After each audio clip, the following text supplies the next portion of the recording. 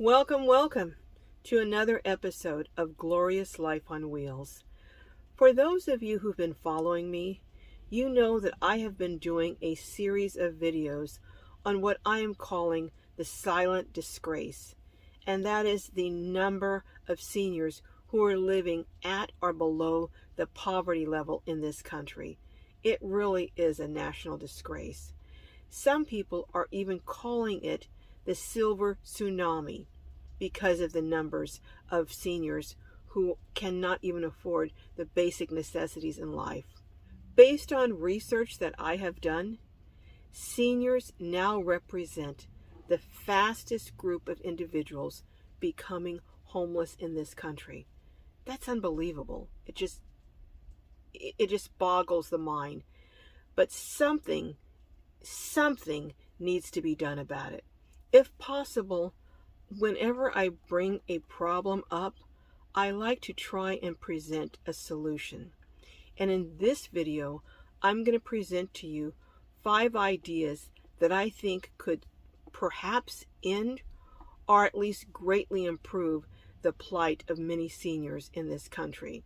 I'm going to include some of my ideas, plus some that I've heard from other experts on this subject. So many of you have left some great comments sharing some of your own experiences and offering solutions of your own. And I hope you will do the same on this video and let me know, what do you think of the suggestions I'm bringing to you? Do you think they'd work? Do you think they wouldn't? And if not, what suggestions do you have? If you think this content is valuable and relevant, hit that like button if you would. It helps me to continue bringing this great content to you.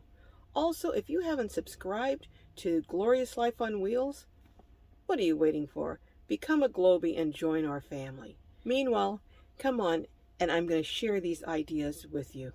The first suggestion that I'm going to discuss is not about redistributing wealth, but rather it's about having those that are very wealthy pay their fair share of taxes.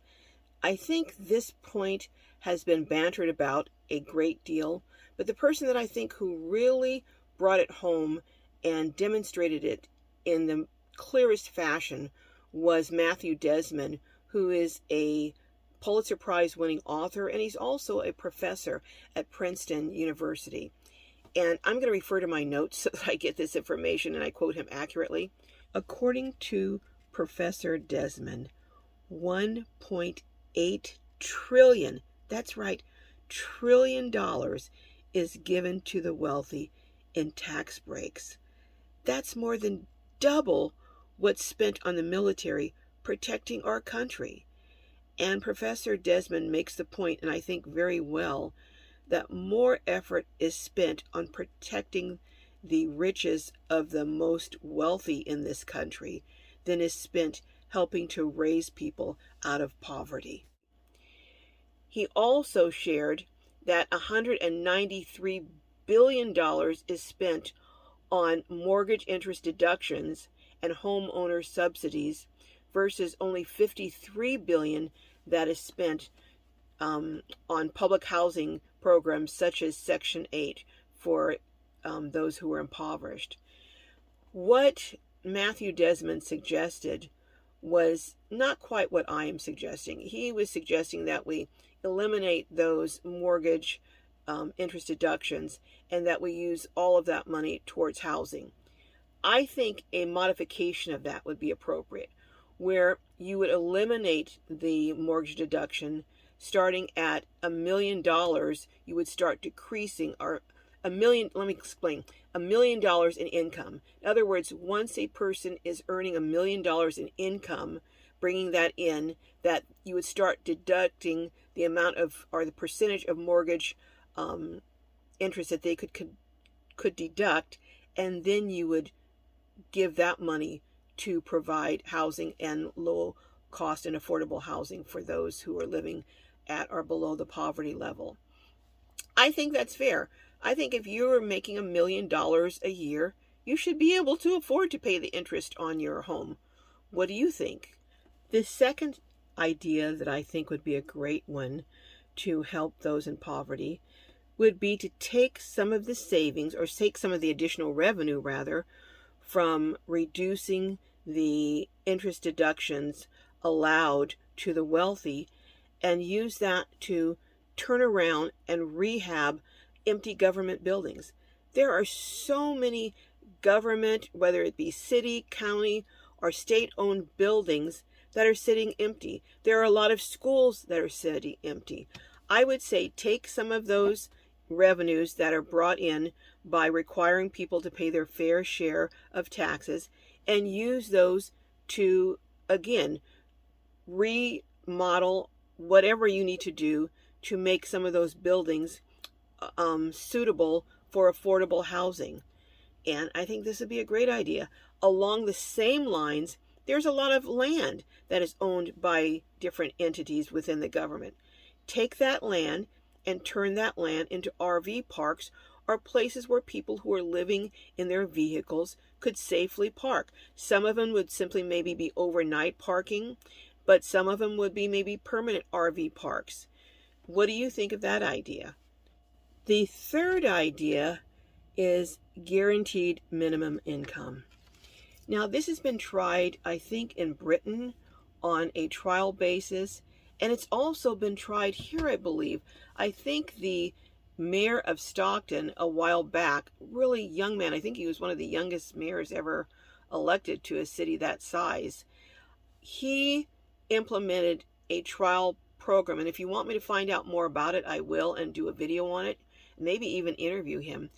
But he did a trial on giving people a certain amount of income, which would be guaranteed to bring them above the poverty level, so that they could perhaps pay to buy food, pay for affordable housing, pay for things that they could not pay for before, life necessities, because they were living at such a poverty level. I think that is a great idea. And again, maybe some of the funds could be diverted from the monies brought in for people paying their fair share of taxes.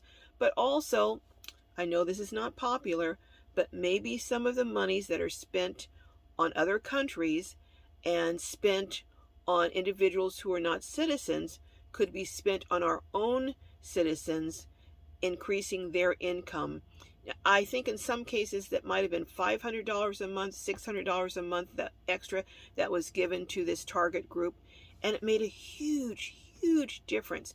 I think starting out with seniors who are impoverished, people who are disabled, and single parents living below the poverty line with children, I think that would be, or those would be the first target groups to start this trial on. And keep records, keep data, and see how it impacts their lives and the lives of their children, for those who have children. Now, the next two suggestions are things that are not government related. The first thing is about churches. You know, there are so many churches that have parking lots that are not used either during the week.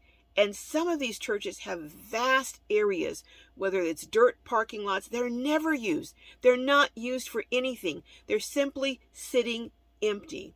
How about some of these churches demonstrate that they are really representative of the love of Christ, and extend some of these parking lots to be used for people who are living in their vehicles? You know, I did approach someone, and the problem of insurance was raised. Well, there's a church, Meridian Baptist, down in El Cajon in San Diego County. Not only did this church take part of their parking lot that was not being used and let it be used by individuals who were homeless, they actually partnered with a nonprofit organization and built these little sleeping cubicles for single moms and their children, single moms who were homeless and their children. So don't tell me it can't be done, churches.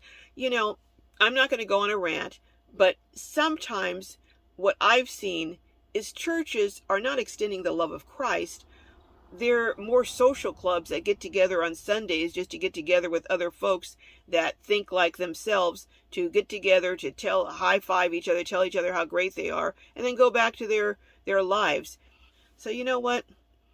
Like I said, I don't want to get on a rant, but it's time for churches to step up and really demonstrate that they want to emulate and be an example of the love of Christ. That's all I'm going to say on this topic. My next and last suggestion is about self-help and self-empowerment. We don't know if the government will or will not implement something similar to some of the suggestions that I've presented and others have presented. But even if they did, it would take quite a while to get them in place. So my suggestion is that those of you, especially seniors, who are living at or below the poverty line, look at what you can do to help yourself also. If you're a senior living in a house by yourself, perhaps taking on a roommate. In fact, I would suggest taking on a roommate. Maybe turning your residence into what used to be one of those old-fashioned boarding houses. That's one of the suggestions that came across in the comments. This would have many benefits. You'd have someone there for companionship. You'd have someone maybe to share meals with. Maybe you provide dinner. If something happened to you and you fell down, you wouldn't be in your home all alone for days with no one knowing it. So that could have a lot of positive outcomes. Also, I know that if you're living at the poverty line or just barely making it, you don't have a lot of funds to buy land. But a little put together by a lot of people can come up with something. So maybe if several people came together and bought some inexpensive land in some of the areas like the White Mountain area in Arizona or other areas, they could put together funds and buy a lot where they could park their RVs. And right now, the economy is such that there are so many people who can't afford to put a roof over their head that, at least in California, there are some laws that make it a lot easier to put in ADUs, which are accessory dwelling units, or tiny houses, or high density housing, which would be tiny home community or tiny house village, under something called, I think it's SB 35, and I'm going to do a lot more research on that. But avail yourself to the winds of change in terms of laws that are on the books now to make it easier for people to live in housing that's closer together, such as in the Meridian little tiny house village on the parking lot in the church I was talking about in El Cajon. Anyhow, those are some of my suggestions. If you have done some of these things, maybe take on a roommate or got a lot with someone else, could you put it in the comments? Or if you have some suggestions, or if you agree or disagree, let me know in the comments. I'd love to hear from you because I hear such great ideas. I get such great ideas from all of you. I love each and every one of you, and I will see you next time. May your journeys be filled with joy and blessings. Till we meet again.